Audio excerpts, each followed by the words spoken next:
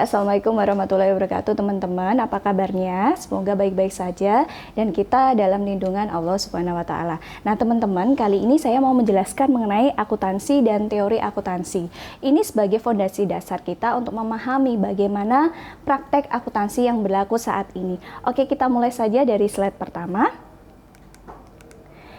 Kita mulai dari praktek akuntansi, kemudian kita akan membahas praktek akuntansi itu tentunya harus memiliki pedoman untuk mengatur bagaimana cara kita untuk menulis atau mencatat serta melaporkan dari praktek akuntansi ini. Kemudian pedoman ini nanti akan dipengaruhi oleh faktor lingkungan. Kita bahas satu persatu teman-teman.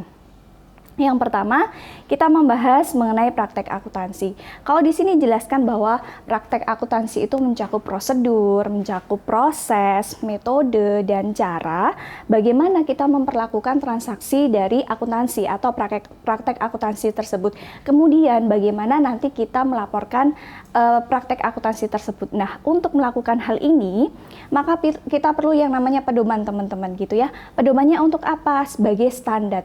Bagaimana cara kita mencatatnya. Kemudian dalam pengaturan pedoman kita pasti akan berpengaruh atau dipengaruhi dari faktor lingkungan. Kita lihat di sini, faktor lingkungan ini sangat mempengaruhi bagaimana pedoman itu disusun. Faktor lingkungan itu apa saja? Seperti faktor makroekonomi, politik, dan sosial. Faktor makroekonomi, politik, dan sosial suatu negara itu pasti akan mempengaruhi bagaimana penyusunan pedoman yang nanti akan berpengaruh terhadap praktek akuntansi. Seperti itu teman-teman. Kemudian nah, di sini akan dijelaskan pula bagaimana praktek akuntansi dan teori akuntansi. Kita lihat di sini. Praktek akuntansi ini bersifat dinamik dan tidak akan terlepas dari permasalahan-permasalahan akuntansi. Pada kenyataannya kita lihat ya, perkembangan dari praktek akuntansi itu terus berkembang dari waktu ke waktu gitu ya. Kenapa itu berkembang? Karena ada permasalahan-permasalahan yang harus disesuaikan. Nah, permasalahan-permasalahan ini perlu jalan keluarnya. Apa jalan keluarnya? Yaitu berkaitan dengan penalaran. Penalaran apa? Penalaran logis, asumsi, konsep, penjelasan, dan deskripsi dalam penyelesaian masalah. Nah, kemudian penalaran logis, asumsi, dasar, konsep ini tentunya ada tertuang dalam teori akuntansi pada akuntansi yang akan diterapkan. Jadi, hubungan antara praktek akuntansi dan teori akuntansi itu untuk menyelesaikan permasalahan-permasalahan yang ada dalam akuntansi. Seperti itu, teman-teman. Kemudian nah, kalau kita lihat ini ada proses imbal balik di sini ya, gitu ya. Praktek akuntansi dan teori akuntansi. Praktek akuntansi itu penerapan praktek akuntansi yang berjalan saat ini. Kemudian ada faktor lingkungan yang mempengaruhi mengenai penerapan praktek akuntansi di sini. Kemudian karena ada faktor lingkungan, maka di sini akan muncul permasalahan yang berkaitan dengan kegiatan akuntansi atau kegiatan keuangan. Maka membutuhkan yang namanya penyelesaian. Penyelesaian ini kita lihat di sini. Ada yang namanya teori akuntansi berkaitan dengan penalaran logis, kemudian asumsi dasar, penjelasan dan deskripsi konsep dasar akuntansi yang nantinya akan memberikan penjelasan logis, beralasan secara ilmiah dan mengenai praktek akuntansi yang berlaku dan permasalahan akuntansi sehingga nanti digunakan dalam praktek akuntansi. Seperti itu teman-teman. Kemudian kalau kita lihat nih ya, kajian teori akuntansi itu kita bisa lihat dari 3 sudut pandang, yaitu sudut pandang art atau seni, kemudian sudut pandang sains, dan sudut pandang teknologi. Dari mana sudut pandang itu, dari mana kacamata itu kita akan lihat seperti itu. Nah, yang pertama teman-teman kita akan membahas mengenai teori akuntansi dianggap sebagai art atau dianggap sebagai sebuah seni. Oke, kita lihat di sini. Akuntansi sebagai sebuah seni. Kenapa akuntansi dianggap sebagai sebuah seni? Nah, kita lihat di sini. Penerapan praktek akuntansi tadi melibatkan pertimbangan nilai. Pertimbangan nilai itu ada di mana? Ada dipengaruhi oleh lingkungan yang mempengaruhi praktek tersebut. Jadi, praktek akuntansi tidak akan terlepas dari pengaruh lingkungan. Nah, dari pengaruh lingkungan, maka tadi muncul yang namanya permasalahan-permasalahan. Nah, dari permasalahan-permasalahan itu, maka nanti membutuhkan keahlian dan pengalaman untuk memilih perlakuan terbaik. Jadi bagaimana pengalaman, keahlian itu kita gunakan untuk menyelesaikan permasalahan dari praktek akuntansi tersebut. Nah, kemudian permasalahan-permasalahan itu nanti akan dituangkan dalam tata cara atau prosedur yang akan dilakukan. Jadi pengalaman praktek dia menggabungkan dengan permasalahan itu nanti akan terangkum dalam prosedur atau tata cara yang akan dilakukan. Kemudian akan disesuaikan dengan kebutuhan pencatatan sampai dengan penginterpretasian. Jadi nanti akhirnya adalah pedoman yang digunakan sebagai dasar untuk pencatatan sampai nanti kita melaporkan laporan keuangan seperti itu. Nah, kita bahas yang kedua teman-teman berkaitan dengan akuntansi sebagai sains gitu ya. Akuntansi itu juga bisa dipandang sebagai sebuah sains. Kita lihat di sini teman-teman. Akuntansi memberikan penjelasan dengan menganalisis dan memberikan alasan mengenai fenomena. Kemudian dalam prakteknya teori akuntansi dipandang sebagai seperangkat hipotesis sebagai hasil dari sebuah penelitian mengenai peristiwa akuntansi. Jadi, di sini akuntansi itu digunakan sebagai penyelesaian permasalahan. Bagaimana caranya? Yaitu dengan pembentukan hipotesis yang nanti akan dibuktikan dengan pengujian untuk membuktikan apakah suatu peristiwa itu penyebabnya apa, seperti itu teman-teman. Kemudian kalau kita lihat di sini, ketika akuntansi tersebut dapat menjelaskan fenomena atau fakta yang terjadi dengan serangkaian metode ilmiah dapat digunakan yang nanti pada akhirnya teman-teman akan menghasilkan penjelasan mengenai apa yang sebenarnya terjadi, seperti itu. Ini akuntansi sebagai sebuah sains gitu ya. Jadi kalau kita bisa rangkum, akuntansi sebagai sebuah sains itu akuntansi ini dipandang untuk menyelesaikan permasalahan-permasalahan dengan penyusunan hipotesis, kemudian dilakukan pengujian gitu ya, untuk mengetahui atau menyelidiki apa sih yang sebenarnya terjadi. Tentunya kita menggunakan teori-teori akuntansi seperti itu teman-teman. Kemudian yang ketiga, kita akan berbicara bahwa akuntansi itu sebagai sebuah teknologi seperti itu. Nah, kita lihat di sini. Akuntansi sebagai sebuah teknologi ini berkaitan dengan rekayasa informasi dan pengendalian keuangan dengan menentukan yang terbaik mengenai apa dan bagaimana cara memperlakukan suatu objek akuntansi, atau dengan kata lain di sini perekayasaan informasi itu bukan berkaitan dengan manipulasi ya teman-teman, tapi berkaitan dengan bagaimana nanti kita mencatat sampai dengan melaporkan praktek akuntansi atau laporan keuangan seperti itu ya, gitu.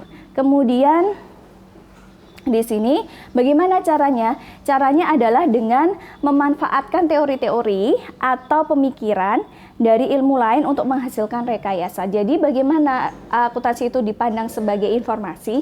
Kita menggabungkan nanti teman-teman, menggabungkan mengenai teori-teori yang bisa dianggap atau dipandang cocok dengan teori akuntansi atau praktek akuntansi sendiri. Kemudian di sini yang ketiga, hasil pemikiran tersebut akan dituangkan dalam suatu sistem pelaporan keuangan gitu ya, umum yang melibatkan kebijakan akuntansi. Jadi dari penggabungan manfaat teori dan rekayasa informasi tadi akan digabungkan teman-teman, digabungkan ke dalam sebuah kebijakan akuntansi yang kita kenal gitu ya sebagai standar akuntansi. Teman-teman kan tentunya sudah belajar ya dari semester 1 sampai semester 3 atau semester 2 lah ya berkaitan dengan bagaimana praktek akuntansi tersebut gitu ya teman-teman.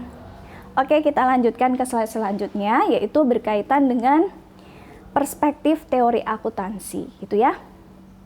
Kalau kita lihat di sini ada 3 perspektif, yaitu berkaitan dengan metode penalaran, kemudian berkaitan dengan sistem bahasa, dan yang terakhir itu berkaitan dengan tujuan, seperti itu ya. Oke, kita lihat sekarang. Bagaimana metode penalaran? Berdasarkan yang pertama, perspektif metode penalaran ada 4, yaitu kita menggunakan pendekatan deduktif, kita menggunakan pendekatan induktif, kita menggunakan pendekatan etika, dan kita menggunakan pendekatan sosiologi.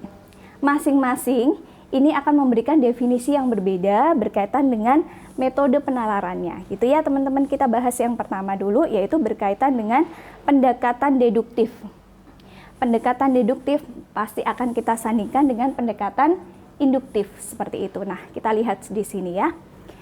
pendekatan deduktif itu dimulai dari proporsi akuntansi dasar sampai dihasilkan prinsip akuntansi yang rasional sebagai pedoman dasar untuk mengembangkan teknik akuntansi. Jadi ini dimulai dari proporsi dasar dulu sampai kita nanti menyusun sebuah kesimpulan seperti itu, teman-teman. Kemudian kalau pendekatan induktif yaitu merumuskan konklusi teoritis atau pernyataan umum dan sifat abstrak dari rasionalitas praktek akuntansi. Jadi di sini kita nanti akan menghasilkan pernyataan umum. Berdasarkan apa? Yang berdasarkan dari observasi data keuangan yang dihasilkan dari transaksi bisnis. Oke, seperti itu teman-teman. Kita lanjutkan ke pendekatan yang ketiga, yaitu pendekatan etika. Kalau kita berbicara mengenai etika gitu ya, pasti kita akan berbicara mengenai aturan gitu ya, kita berbicara mengenai norma, kita akan berbicara mengenai keadilan seperti itu. Nah, kita lihat di definisi seperti ini, yaitu pendekatan etika itu didasarkan pada konsep, kemudian kebenaran, keadilan, dan kewajaran. Jadi pendekatan etika ini berkaitan dengan norma, teman-teman gitu ya, dan ini akan menghubungkan antara aturan atau pedoman dengan konsep sosial gitu ya. Kalau kita berbicara mengenai etika, kita akan berbicara mengenai lingkungan gitu ya, lingkungan sosial, serta kita berbicara mengenai bagaimana hal itu wajar atau adil dalam masyarakat, sehingga kalau konsep etika ini kita pasti berhubungan dengan keadilan yang nanti disandingkan dengan konsep sosial. Nah, di sini dalam metode penalaran ini tidak akan menghasilkan standar, tapi berkaitan dengan praktek perilakunya, teman-teman gitu ya. Nah, pendekatan yang keempat gitu ya, berkaitan dengan metode penalaran ini, yaitu berkaitan dengan pendekatan sosiologi gitu ya. Kalau pendekatan sosiologi masih sama konteksnya, yaitu berkaitan dengan masyarakat, tapi di sini kita berkaitan dengan bagaimana kesejahteraan sosial.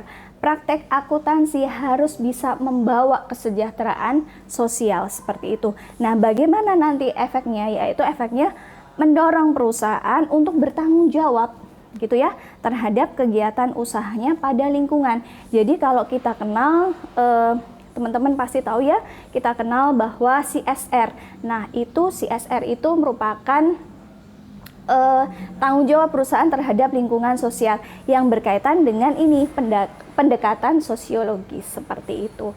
Nah, kemudian ada pendekatan penalaran yang kedua tadi berkaitan dengan pendekatan ekonomik dan pendekatan eklektik gitu ya. Apa sih perbedaannya? Kalau ekonomik tentunya kita memperhatikan yang berkaitan dengan ekonomi makro suatu negara. Jadi di sini jelaskan bahwa pemilihan teknik akuntansi itu akan tergantung pada pengaruhnya terhadap pendapatan nasional. Jadi dalam pendekatan ini, praktek akuntansi itu selalu disandingkan dengan ekonomi makro. Mana yang bisa membawa atau menghasilkan atau berpengaruh terhadap pendapatan nasional seperti itu. Yang terakhir yaitu pendekatan eklektik, yaitu dia menggabungkan teman-teman, menggabungkan dari beberapa pendekatan tadi seperti itu. Nah, kemudian kita lanjut nih. Pendekatan yang kedua berkaitan dengan teori sistem bahasa yang nanti dibagi menjadi 3, yaitu teori sintaktik, teori sematik, dan teori pragmatis. Apa sih yang membedakan? Kita bahas satu-satu di sini ya. Teori sintaktik dan sematik, kita awal membahas teori sematik dulu gitu ya, baru nanti kita membahas teori sintaktik, dan terakhir nanti kita membahas mengenai teori pragmatis. Kita bahas dulu yang pertama teman-teman, berkaitan dengan teori sematik. Sematik berarti kita menggunakan simbol. Jadi bagaimana kita mewujudkan atau kita mentranslasi transaksi-transaksi ekonomi itu dalam sebuah simbol. Intinya seperti itu. Nanti silahkan Anda baca sendiri ya gitu ya. Artinya bahwa bagaimana kita menerjemahkan transaksi-transaksi ekonomi tadi atau transaksi akuntansi tadi gitu ya ke dalam simbol-simbol. Kalau teman-teman dari semester 1 gitu ya, semester 2 tentunya sudah tidak asing lagi dengan akun dalam akuntansi. Nah, itu yang disebut dengan skematik. Jadi, akun kas gitu ya, akun aset itu merupakan simbol untuk menjelaskan mengenai transaksi. Seperti itu. Kemudian kita beralih yang kedua, teman-teman, yaitu berkaitan dengan teori sintaktik. Apa sih yang dimaksud dengan teori sintaktik? Teori sintaktik itu membahas mengenai bagaimana kegiatan-kegiatan perusahaan itu disimbolkan, yang tadi sudah disimbolkan itu diwujudkan dalam elemen-elemen dalam laporan keuangan. Jadi ini berkaitan bagaimana akuntan itu bereaksi atas suatu situasi tertentu dan bagaimana dia melaporkan. Nah, kalau kita lihat teman-teman pasti saya yakin sudah hafal ya gitu ya, laporan keuangan.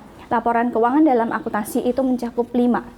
Laporan laba rugi, laporan perubahan modal atau perubahan ekuitas, laporan posisi keuangan. Nah, ini wujud dari sintaktik. Jadi, laporan tadi merupakan wujud dari pelaporan perusahaan terhadap peristiwa-peristiwa atau respon terhadap teori sematik. Kemudian, yang terakhir kita membahas mengenai pragmatis. Berarti kalau pragmatis ini berkaitan dengan respon ya teman-teman. Respon apa? Respon para pengguna laporan keuangan. Kita lihat di sini. Respon itu berkaitan dengan pengamatan pada reaksi pemakai keuangan atau yang kita sebut dengan respon ya gitu ya. Laporan keuangan ini dianggap memiliki informasi yang relevan itu ketika para pemakai laporan itu bereaksi atas laporan keuangan. Jadi laporan keuangan yang diterbitkan itu akan direaksi nggak oleh si investor gitu ya, oleh pemerintah dan lain sebagainya. Seperti itu. Bagaimana dia nanti akan menggunakan laporan keuangan dalam menghasilkan keputusan. Keputusan kalau investor ya keputusan investasi. Seperti itu teman-teman.